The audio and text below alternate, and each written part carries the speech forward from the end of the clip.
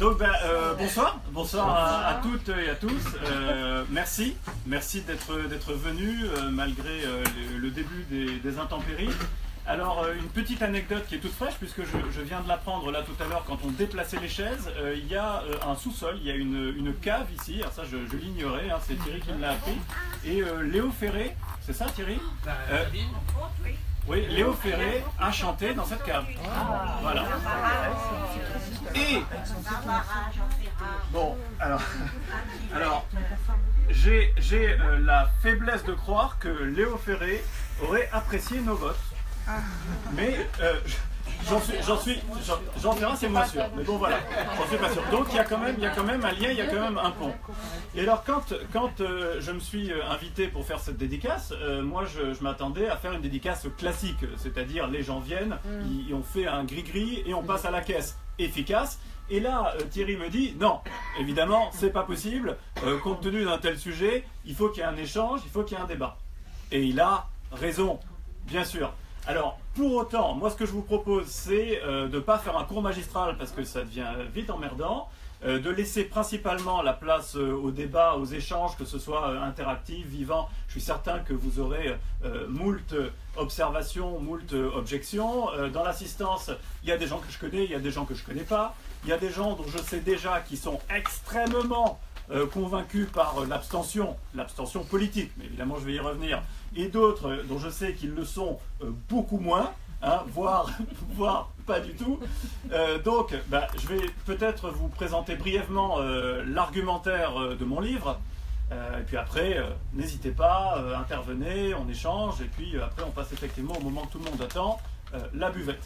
Alors, contrairement à ce que la couverture qui fait tract communiste des années 20 et le titre du livre pourrait laisser penser, c'est pas, et d'ailleurs mon débit et ma personnalité, c'est pas un livre d'agité, c'est pas un livre d'énervé, d'illuminé de l'abstention, c'est au contraire un livre d'analyse.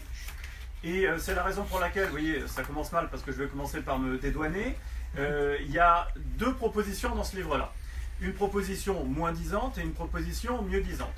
La proposition moins-disante, c'est de dire que, à minima, quand on lit ce livre, on a un démontage, mais je dirais au sens du garagiste, hein, au sens mécanicien, du système représentatif, c'est-à-dire quelqu'un qui aurait une faible idée de la manière dont tout ça s'organise réellement, indépendamment de la propagande et des textes écrits. Donc, en lisant ce livre-là, aurait, à la fin de sa lecture, j'espère, une grille de lecture et donc des éléments qui lui permettent de se faire une opinion. Alors ça, c'est mon ambition, disons, minimale. Et j'espère qu'elle est remplie. Mais ça, vous me le direz après la lecture, j'espère. Seconde ambition, évidemment, c'est le thème de l'abstention. Puisque ce démontage du système représentatif se fait par ce biais-là, ce prisme-là, celui de l'abstention. Alors, évidemment, j'espère convaincre, mais je ne me fais pas non plus d'illusions, c'est difficile, hein, c'est extrêmement difficile. Alors, je vais essayer très brièvement de vous dire pourquoi, dans ma quête, parce que c'était vraiment ça, c'était une quête du sens et de l'utilité du vote. Et malheureusement, pour l'instant, mais vous allez peut-être vous-même me convaincre, je suis revenu bredouille. Et donc, dans ma quête de l'utilité du vote, je suis revenu, au contraire, avec un sentiment qui est peu intuitif, que l'abstention était réformatrice, alors que le vote ne sert à rien. Donc, je vais commencer par pourquoi le vote ne sert à rien. Il y aurait beaucoup de choses à en dire. Et je vais vous donner deux arguments principaux. Le premier argument, c'est que le pouvoir, aujourd'hui, est détenu par bon nombre d'autorités non élues. Je ne vous fais pas le énième topo sur le pouvoir de l'administration, parce que ça, vous le savez, mais moi, en plus de le savoir, je l'expérimente. Je peux vous dire que, parmi tous les textes qui sont produits, il n'y en a pas un seul qui a été simplement voulu, dirigé, et encore moins écrit, par un élu. Quand je vous dis pas un seul, évidemment, c'est exagéré. Il y a un certain nombre d'orientations générales de politique qui proviennent de programmes, Bon, on ne sait jamais exactement quelle partie du programme va être mis en œuvre, mais bon, il y en a certaines qui viennent de là. Mais disons que l'immense majorité de la production réglementaire, législative, européenne, etc., est une production autonome de l'administration. Parmi les autorités qui ont plein de pouvoirs et qui ne sont pas élues, il y en a plein en fait, mais il y en a 2 au moins qui sont caricaturales, c'est les ministres. Vous savez que les ministres peuvent être élus dans notre pays, mais d'abord, s'ils sont élus députés, c'est-à-dire qu'ils sont élus pour faire partie de la représentation nationale, ils ne sont pas élus pour être ministres. Mais surtout, ils peuvent ne pas être élus. On a un candidat à la présidence de la République aujourd'hui qui a connu tous les sérails de l'administration et des réseaux politiques sans jamais avoir été élu. C'est pas la peine que je vous donne son nom, tout le monde voit de qui il s'agit. Et puis alors, l'autre exemple, alors là encore plus caricatural, c'est les commissaires européens qui ont aujourd'hui, qui concentrent un pouvoir extrêmement important. La Commission européenne, c'est l'équivalent du gouvernement à l'échelle nationale, que là c'est à l'échelle européenne, et ils ne sont pas élus, ils sont désignés par les chefs d'État et de gouvernement. Ça, c'est mon premier argument. Le second argument tient à la nature même des élus. Alors là, vous avez 2 catégories d'élus. Quand je vous dis tout ça, je le déplore, hein, je ne m'en réjouis pas. 2 catégories d'élus. Vous avez des élus qui sont élus d'assemblées. Quand je vous parle des assemblées, c'est toutes les assemblées. C'est les assemblées locales et les assemblées parlementaires. Les assemblées parlementaires, c'est au niveau national, au niveau européen. Donc au niveau national, bien sûr, c'est l'Assemblée nationale et le Sénat. Toutes ces assemblées-là, dans notre système institutionnel, n'ont absolument aucun pouvoir.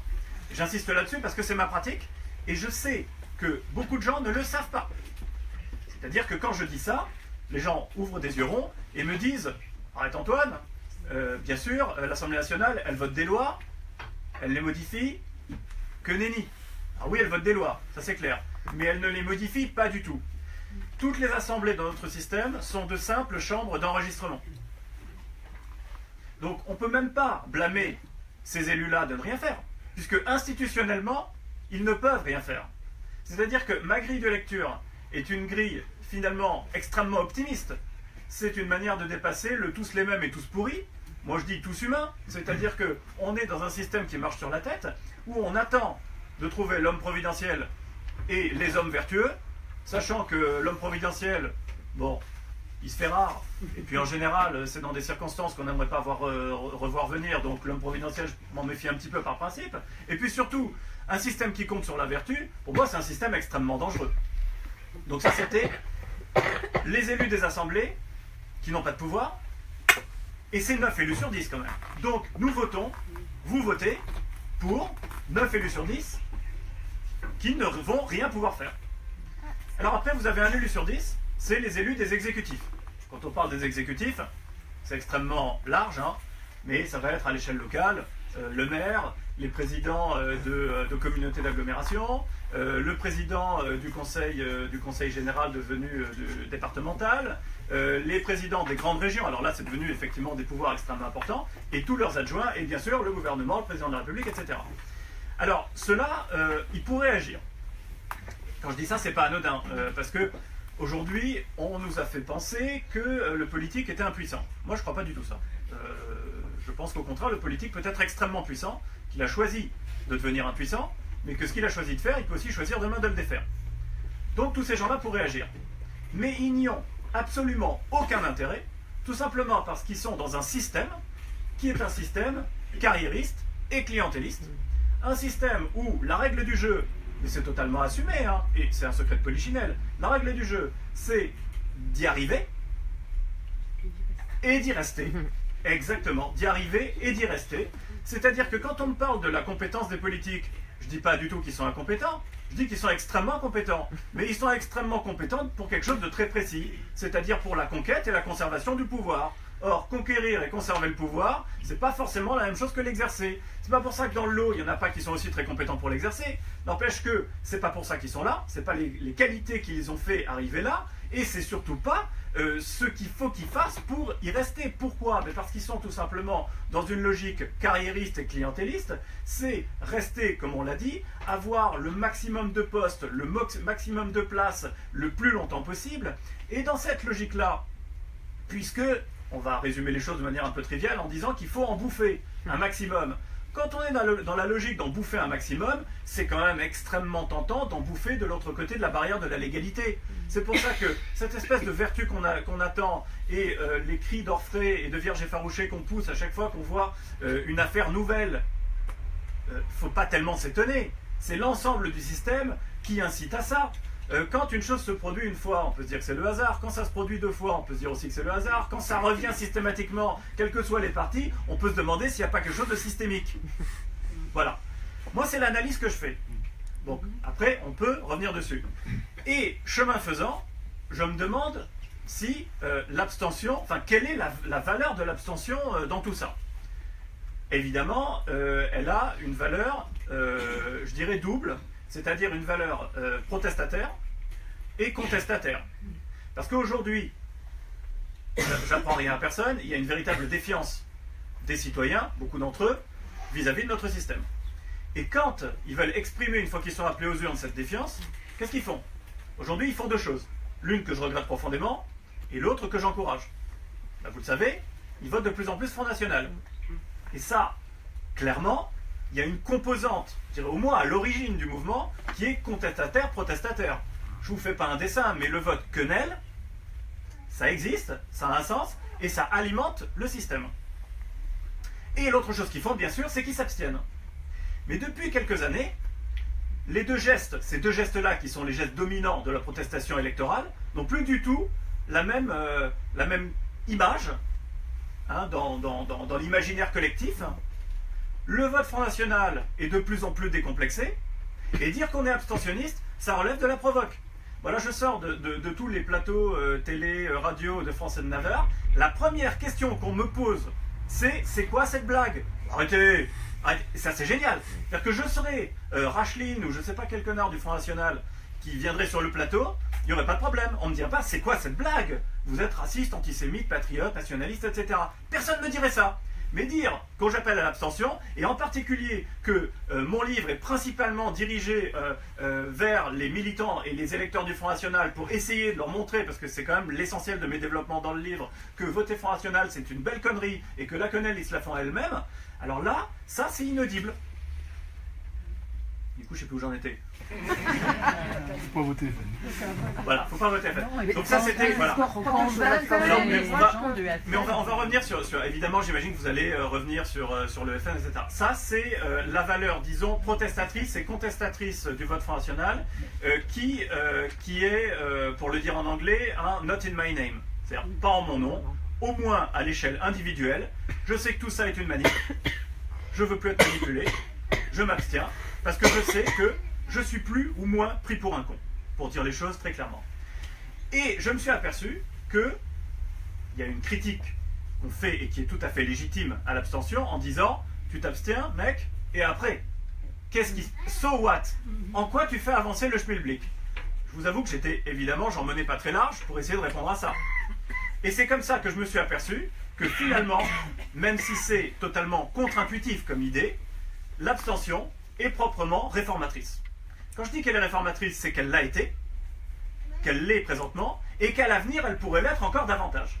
Alors, qu'est-ce qu'il va nous raconter ce gars-là? Par quel miracle l'abstention est réformatrice? Dans le passé et aujourd'hui, elle est réformatrice pour une raison très simple. C'est que vous avez un certain nombre de réformes qui ont été menées depuis 20, 25, 30 ans pour, entre guillemets, moderniser notre système représentatif. C'est des réformes extrêmement variées. Hein. Ça peut être la parité, ça peut être le quinquennat, ça peut être le cumul des mandats, ça peut être la création de la haute autorité pour la moralisation de la vie publique, etc., etc. Toutes ces réformes, elles ont des raisons extrêmement diverses. En général, si on schématise, il y a deux raisons principales. Il y a une raison conjoncturelle, une affaire quelconque, bien sûr, qui suscite la réforme. Et puis, il y a quelque chose de plus structurel, c'est ce fameux baromètre, qui est celui de l'abstention, et il faut bien le dire, du vote FN, qui oblige la classe politique à se dire que oui, il faut trouver des trucs et des machins pour faire revenir les électeurs aux urnes.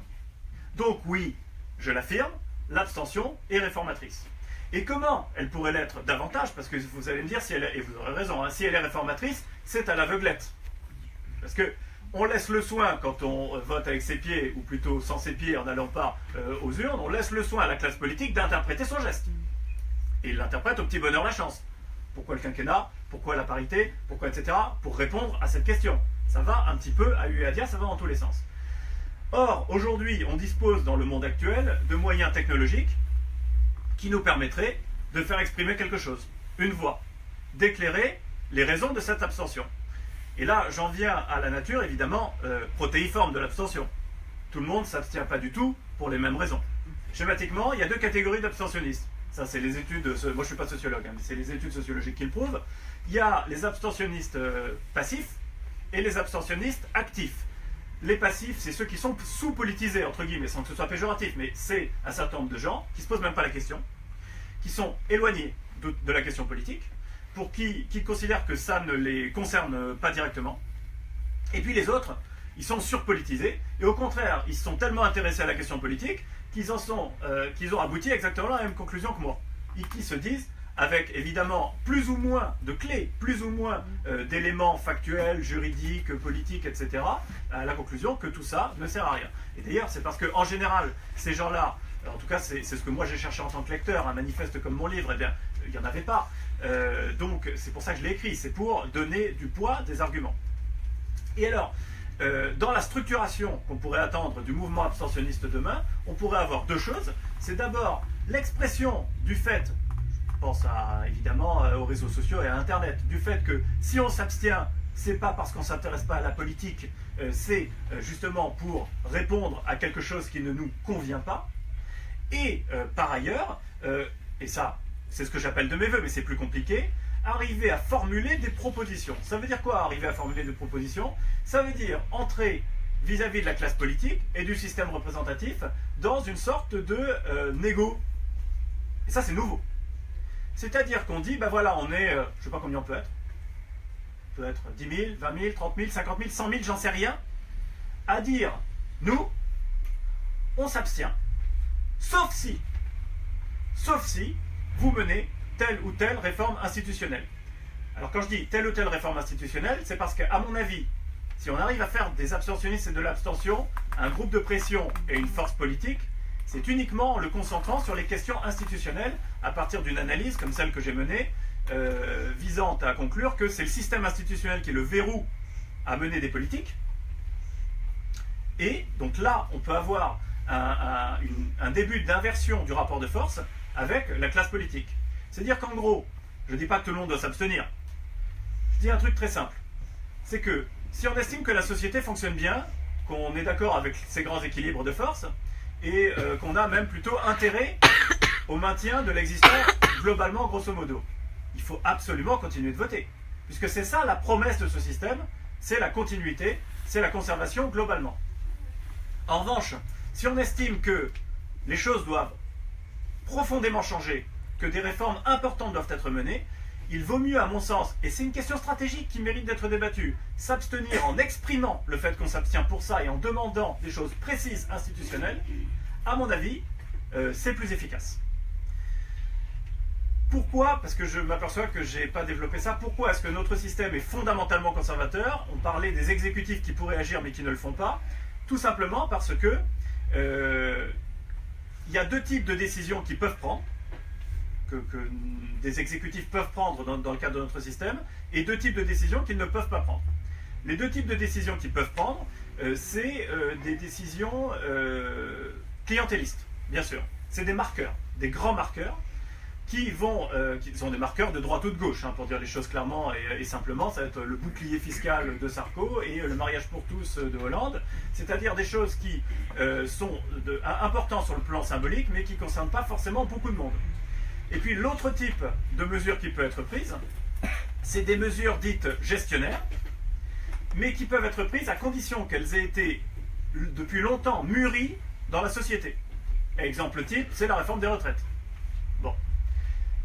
Ça, c'est pour ça que notre système n'est pas fondamentalement immobiliste, il est fondamentalement conservateur, dans la mesure où on conserve les grands équilibres de force, mais il n'est pas immobiliste, parce que pour conserver l'essentiel, il faut un petit peu bouger. Vous savez, c'est tout changer pour que rien ne change. Et alors, les deux types de mesures que ce système-là ne peut pas prendre, c'est des mesures qui sont foncièrement, fondamentalement impopulaires. C'est la raison pour laquelle mener une politique de mobilisation générale, par exemple, contre le réchauffement climatique et écolo, c'est pas possible dans le cadre de notre système parce que ça conduirait à mener des décisions fondamentalement impopulaires. Et ça, c'est pas possible. Et l'autre type de mesures que notre système interdit de prendre, c'est des mesures qui bénéficieraient à tout le monde, ou en tout cas au plus grand nombre, mais qui entrent directement en conflit avec des intérêts minoritaires constitués. C'est pour ça que je dis qu'il faut changer la matrice institutionnelle, et je fais une proposition, pour que de véritables politiques puissent être menées. Alors ma proposition, elle est assez simple, elle est double. On peut essayer de rénover le système de la représentation, c'est pas ce que je préfère, admettons, en partant du double constat que je faisais, les élus d'assemblée n'ont pas de pouvoir. Ben, qu'à cela ne tienne, on leur donne du pouvoir et on essaye le régime d'assemblée. Le régime d'assemblée, c'est un truc très simple, hein. C'est dire que vous avez une assemblée nationale et vous avez, en son sein, ça existe déjà, des commissions. Les ministères qui aujourd'hui dépendent du gouvernement sont placés sous l'autorité des commissions. C'est ce qui fonctionne en Suisse et je ne crois pas savoir qu'ils s'en plaignent énormément. Ce n'est pas non plus un régime instable. Ça fonctionne pas mal. Et ça permet de faire émerger des choses, en tout cas des décisions et des majorités extrêmement différentes de notre système. Je peux vous le dire, je le vois simplement dans le cadre de mon boulot au Sénat. Je vois que le travail en commission aboutit à des travaux totalement platoniques, parce qu'après ils sont foutus à la trappe par le gouvernement, mais qui sont extrêmement intéressants et qui sont très très différents de ce que les logiques partisanes et politiciennes impliquent. L'autre proposition que je fais, c'est, puisque ceux qui pourraient agir sont dans une logique carriériste et clientéliste, le mandat unique. Mandat unique, je veux dire dans le temps. Bon, c'est pas parfait. Mais déjà, ça permet de répondre à ces deux verrous fondamentaux. Alors après, mon idéal, ça serait de sortir de la République pour essayer un truc qu'on ne connaît pas en France, et d'ailleurs qu'on n'a connu que très peu dans l'histoire de l'humanité, ça s'appelle la démocratie. Non, parce qu'il y a beaucoup de gens qui ne savent pas qu'on n'est pas en démocratie. Ici, je sais que vous le savez. Mais expliquer, ça m'est arrivé en carrière sur Public Sénat, face à une journaliste qui visiblement découvrait la poudre, que notre système représentatif a été inventé dans des conditions historiques extrêmement simples et extrêmement particulières. C'était le moment où une catégorie de la population avait pris le pouvoir et cherchait le moyen de le conserver. On a inventé un système qui était extrêmement ingénieux, qui fonctionne bien et qui est largement meilleur que les systèmes précédents, pas de problème, mais qui n'est pas forcément un idéal de tout horizon et de toute éternité. C'est un système représentatif qui est un intermédiaire entre la monarchie absolue et la démocratie qui par nature ne peut être que directe. Parce que la démocratie, c'est un truc très précis d'un point de vue institutionnel. C'est le gouvernement direct du peuple. Aujourd'hui, c'est compliqué, vous me direz avec Internet pourquoi pas, mais à vrai dire, j'y crois pas des masses. Ou bien le gouvernement médiatisé par des représentants tirés au sort. Et c'est ça que moi j'appelle de mes voeux. Un régime d'assemblée avec mandat unique sur la base du tirage au sort. Alors là, si on fait ça, bon, je pense que je ne le verrai pas. Mais je pense que ça adviendra. Parce qu'il n'y a pas de raison d'être pessimiste. Il n'y a pas de raison de penser que par un fait extraordinaire, on serait déjà à la fin de l'histoire. Et je pense aussi que si ça advenait, on verrait émerger des choses extrêmement différentes.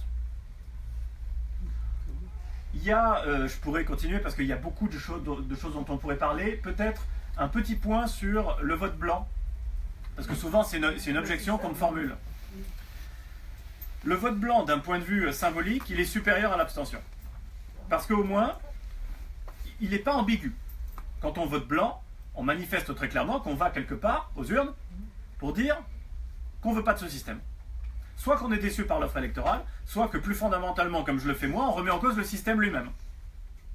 Le problème, c'est que dans notre cadre législatif, voter blanc aujourd'hui, c'est se faire avoir deux fois. Une première fois parce que le vote blanc n'est pas comptabilisé, c'est-à-dire qu'il ne fait pas partie des suffrages exprimés, autrement dit, ça ne sert à rien. Et plus grave encore, et ça je l'entends peu, voter blanc, c'est voter. C'est-à-dire, c'est augmenter le taux de participation, c'est-à-dire, in fine, la légitimité de celui ou celle qui va sortir des urnes, soit exactement l'objectif inverse de celui qui était recherché. Donc moi, on me dit, pourquoi est-ce que tu milites pas pour le vote blanc plutôt que pour l'abstention? Je dis que c'est exactement ce que je fais. Je milite pour l'abstention, pour que l'abstention soit suffisamment un moyen de pression, pour qu'au moins, à minimum, on reconnaisse le vote blanc. Alors, il y a des stratégies alternatives, disons des stratégies de contournement de notre cadre législatif sur le vote blanc. J'en connais deux. Il y en a une à laquelle je ne crois pas, qui est celle du parti du vote blanc. J'y crois pas, mais elle mérite d'être citée, et elle est intéressante, et puis certains d'entre vous peuvent la trouver séduisante, pourquoi pas. Alors eux, c'est drôle. puisqu'il propose d'avoir un candidat du vote blanc. Ben oui, mais c'est pas si con, c'est malin, c'est que puisque le vote blanc n'est pas comptabilisé, il faut un candidat qui va être le chevalier blanc, et qui va porter tous les suffrages blancs sur lui. Et alors, c'est là que, à mon avis, le projet déraille, c'est que, alors vous avez un candidat du vote blanc, enfin vous aviez, parce qu'il n'a malheureusement pas eu ses signatures, donc vous voyez, de toute façon le système est suffisamment verrouillé, tout ça est une vaste oligarchie, est une mafia bien organisée. Donc, s'il avait eu ses signatures, et qu'il avait été élu président de la République, on est dans une conditionnalité extrême, hein, mais ils y croyaient, donc si Stéphane Guyot, puisque c'est lui le candidat du vote blanc, qui je crois a pris comme pseudo Monsieur Blanc, c'était plus simple, donc s'il avait été élu, il avait pour mission de se démettre immédiatement après avoir organisé une constituante. Bon. J'y crois pas du tout. L'autre stratégie alternative me semble beaucoup plus intéressante et c'est exactement ce que je préconise dans mon livre. Et en sortant ce livre, j'ai été contacté par ces gens-là.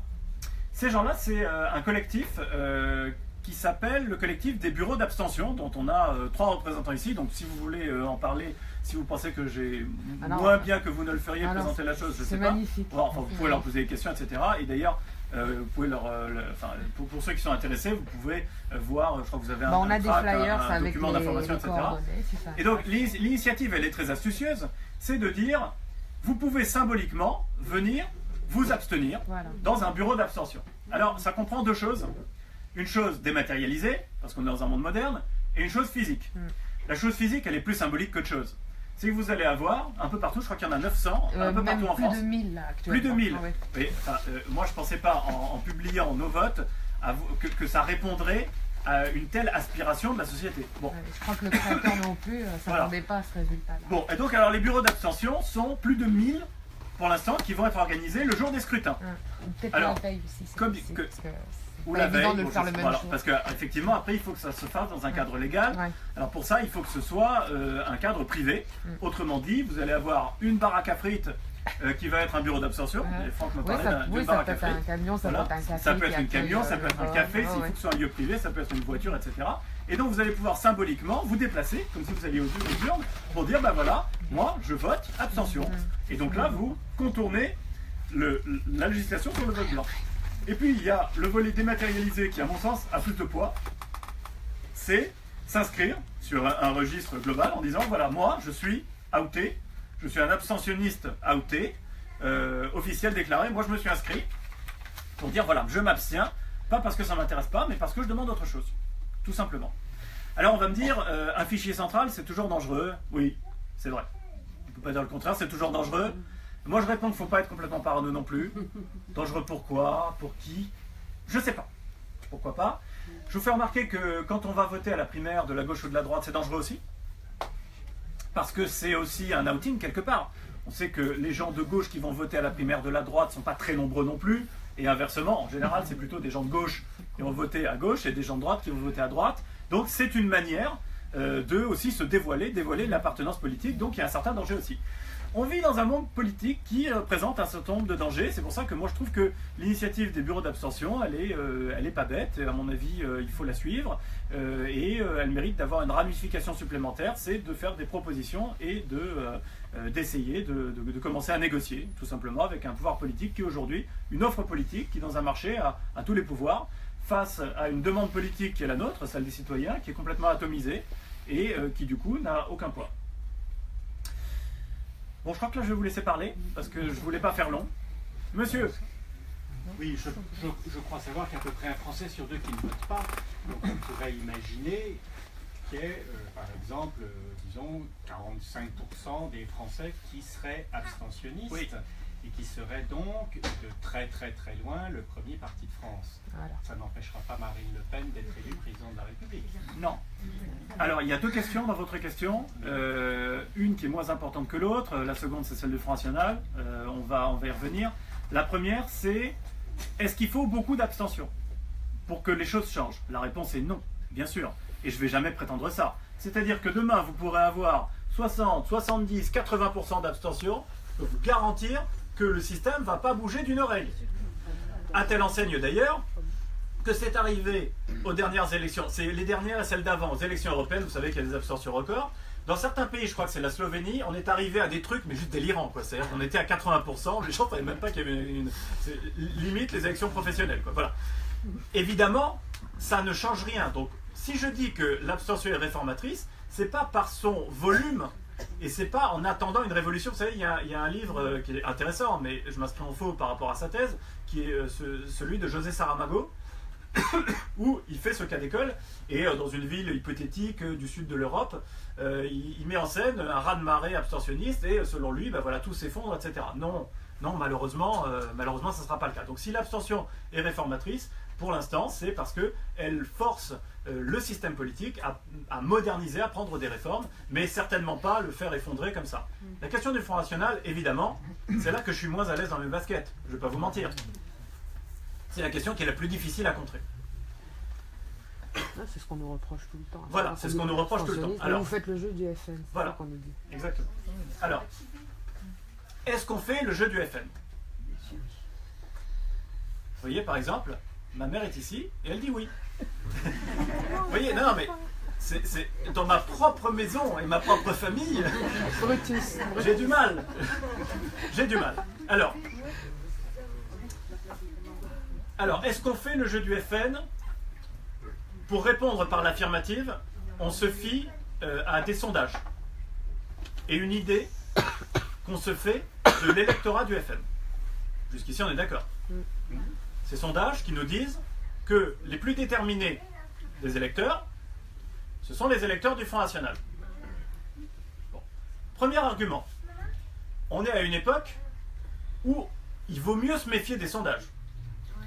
Je ne vous fais pas un dessin. Je ne vous fais pas un dessin, mais aujourd'hui, le crédit des sondages pose vraiment problème.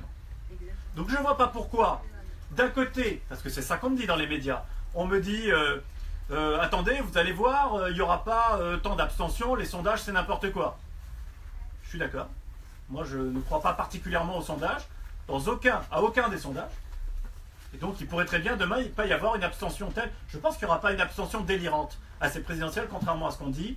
Parce que l'offre électorale de ces présidentielles-là est tellement surréaliste, en tout cas déstabilisante, que ça intéresse les gens, évidemment, ça nous intéresse tous, et que du coup, il y aura sûrement un sursaut de participation. Moi, je ne crois pas qu'il y aura une abstention extraordinaire. Mais quand on est dans la logique de ne pas faire confiance aux sondages, on ne leur fait pas confiance jusqu'au bout. C'est la raison pour laquelle les sondages qui nous disent que l'électorat du Front National est le plus mobilisé des autres, eh ben c'est pareil, je les mets en doute comme tous les sondages. Et puis par ailleurs, dire ça veut dire quoi en filigrane?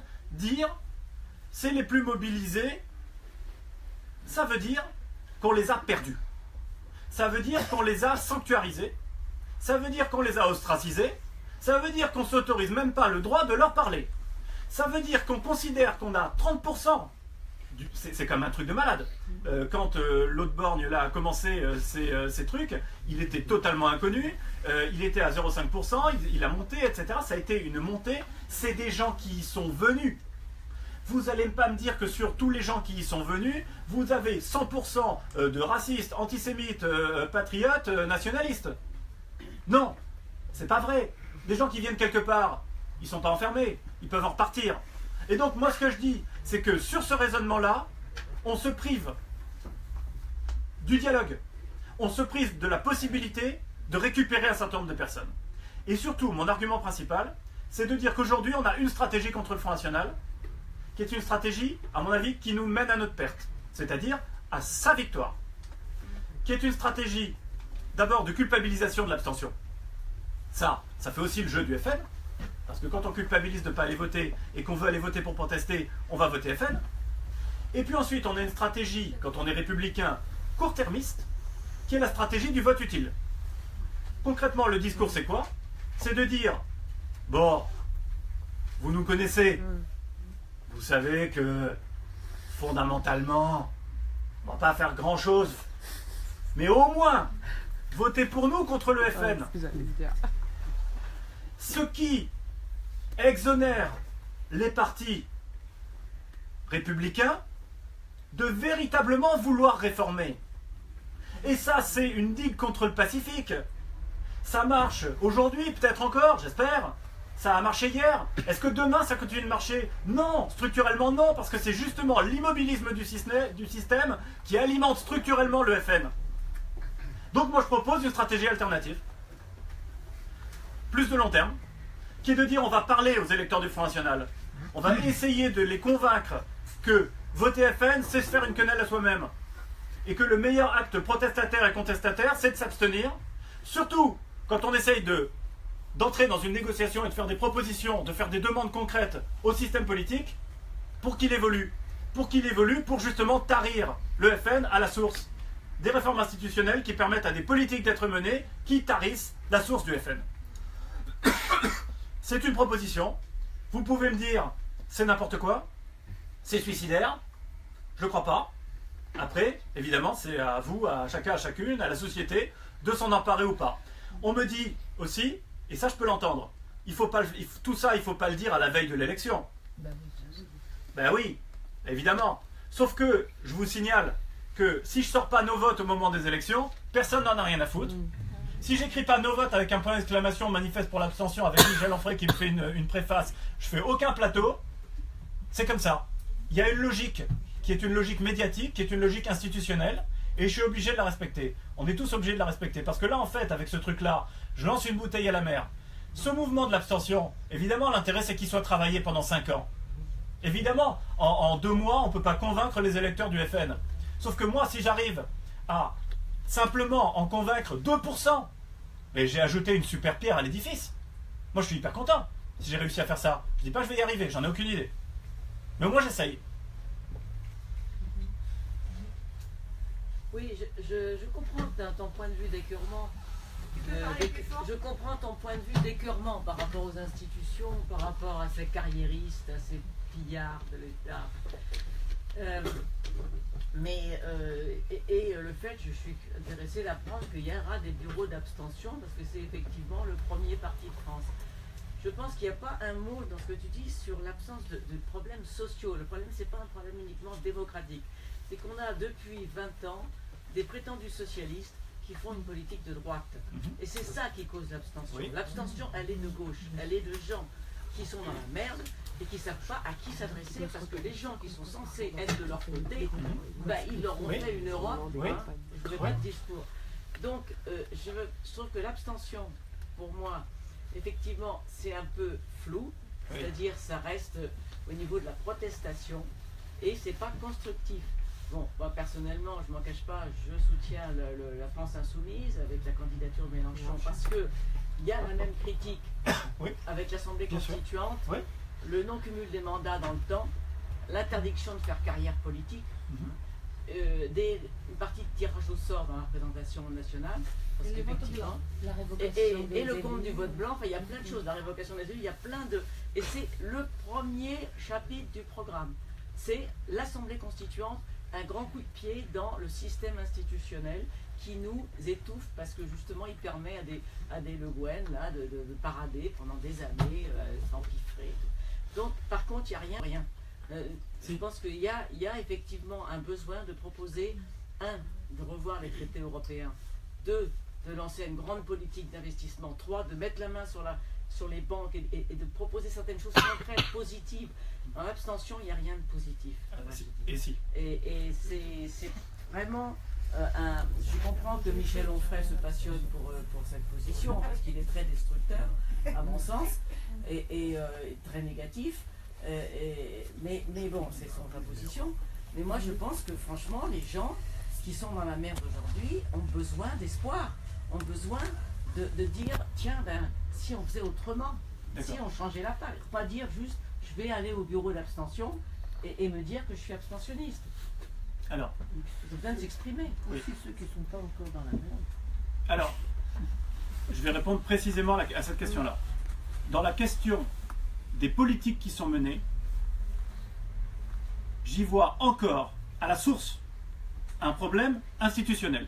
Et d'ailleurs, on est d'accord là-dessus. Puisque si c'est le premier chapitre de Mélenchon, c'est qu'il comprend bien que notre système agit avant tout comme un verrou pour que d'autres politiques, en particulier écolo et sociales, puissent être menées.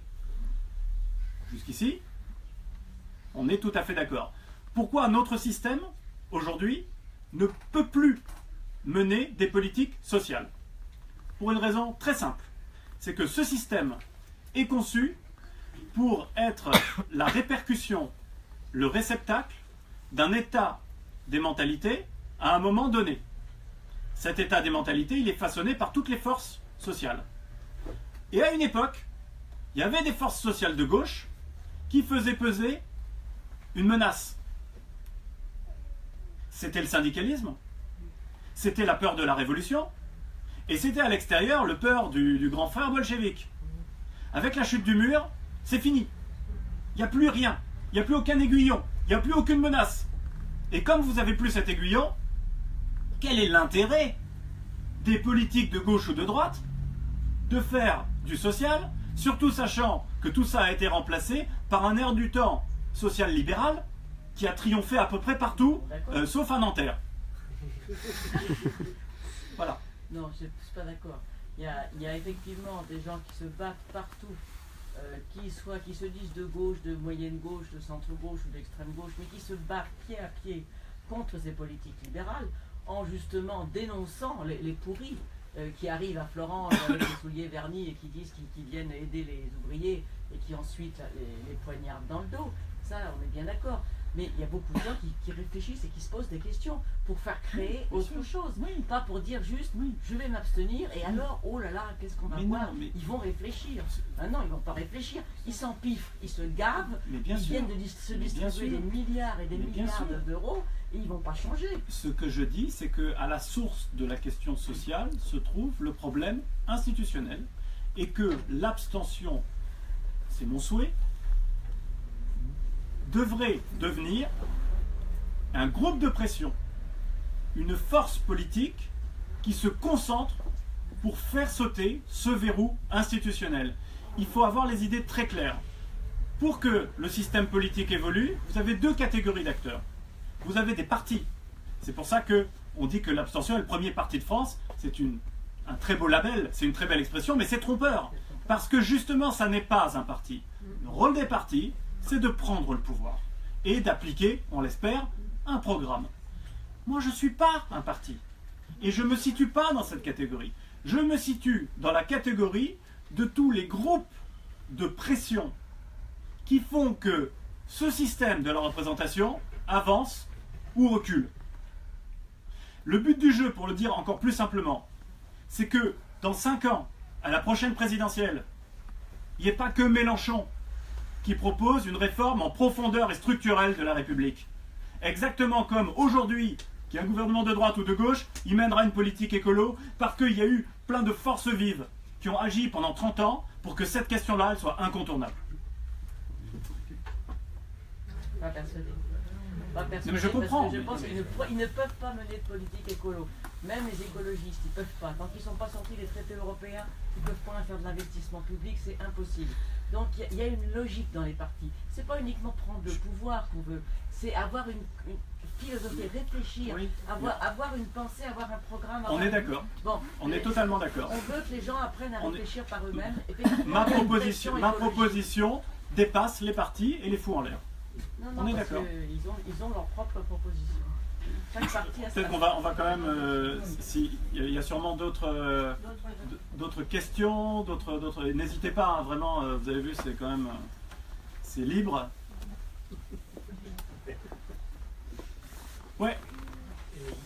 Votre réflexion sur l'abstention se situe toujours dans le champ du domaine politique. Oui. Dans le sens où vous êtes toujours dans l'action politique et dans la croyance fondamentale que la politique peut transformer la société et transformer les choses, qu'elle a un pouvoir sur le réel. Ouais. Et on voit monter en réalité toute une série de mouvements qui se font hors politique.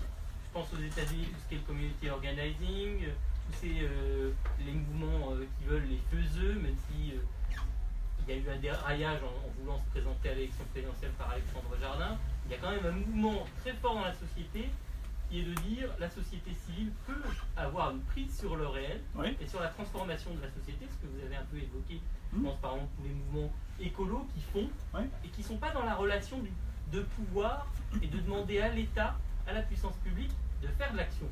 Parce qu'ils ont conscience que c'est limité, et c'est voué souvent à des échecs. Et votre analyse de l'abstention pourrait être corrélée avec ce mouvement de fond de la société, mais néanmoins vous concluez, peut-être que c'est une seule conclusion, mais vous en avez d'autres, sur ce parti de l'abstention ou ces autres formes de mouvement et d'action qui reviennent à la question primaire, agir sur le pouvoir. Alors, dans mon livre, vous allez voir à la fin, j'ai d'assez long développement sur ce que moi j'appelle l'action directe citoyenne. Évidemment, c'est lié, mais il faut faire un pont entre les deux. Autrement dit, pour dire les choses plus simplement, chacun son business. Il y a des choses qui peuvent être directement faites par la société civile, et sans doute beaucoup plus qu'on ne croit, c'est ce que vous dites. Et puis il y a d'autres choses qui doivent être le fait du pouvoir politique. Je vous donne un exemple tout simple. Tout à l'heure, vous l'évoquiez, la financiarisation. Pour moi, ça, c'est un fléau, mais monumental. C'est-à-dire qu'on est juste en train de créer, structurellement, des bulles spéculatives à répétition, tout ça pour enrichir un paquet de traders. Ça c'est pas un mystère. Mais qui peut définanciariser l'économie? C'est le pouvoir politique. À l'échelle d'un pays, par exemple l'Allemagne, les banques ont des activités séparées, qu'elles soient des banques de prêt, des banques de détail ou des banques d'investissement. Et c'est bien pour ça qu'en 2008, l'Allemagne a beaucoup moins morflé que nous, par exemple. Donc ça, on peut faire. On peut faire à l'échelle européenne, par exemple. C'est un exemple. L'écologie. L'écologie, il y a plein de choses qu'on peut faire localement. Mais il y a énormément de choses qu'on ne peut pas faire localement. Et là, il faut une intervention politique. Donc c'est complémentaire. Vous demandez, dans votre livre, vous évidemment, pour l'abstention, donc vous n'êtes absolument pas pour le vote obligatoire. Ah oui, là là. Oh là là. Ah oui, non, mais vous faites... Alors ça c'est un des trucs qui me hérisse le plus le poil, mais vous faites bien de poser la question. Alors, ceci dit, il y a deux modalités du vote obligatoire. Il y a une modalité, qui est celle de Mélenchon d'ailleurs, qui peut tout à fait s'entendre et se discuter, c'est vote obligatoire, mais avec reconnaissance du vote blanc. C'est pas pareil. C'est pas pareil, parce que là, disons qu'on crée une démarche. Très bien, pourquoi pas. Mais c'est pas ce que proposent la plupart de nos petits dictateurs démocrates. Le dernier d'entre eux en date étant François de Rugy, celui-là je me le suis payé, mais dans les grandes largeurs. Alors lui, c'est génial. Il nous propose un vote obligatoire, parce qu'il nous dit, là maintenant, ça suffit, moi j'ai eu que 20% des gens qui ont voté pour moi dans ma circo, j'ai quand même gagné, mais bon, je suis pas très content, je suis pas représentatif, donc maintenant, avec un flingue sur la tempe, vous allez venir voter pour moi. Et alors, ça, évidemment, c'est sanctionné par un petit bifton, une amende. Et alors lui, qui touche ce qu'on sait, avec les avantages et les privilèges qu'il a, son petit bifton, il le fixe à 75 €, je crois, un truc comme ça. Oui, mon petit chat. Oui. Oui. Mais oui, mon bébé. Tu les mets de côté.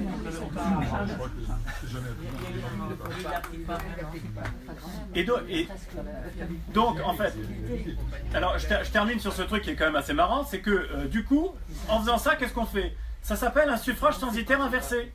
C'est génial. Il fallait François de Rugy pour inventer le suffrage censitaire inversé.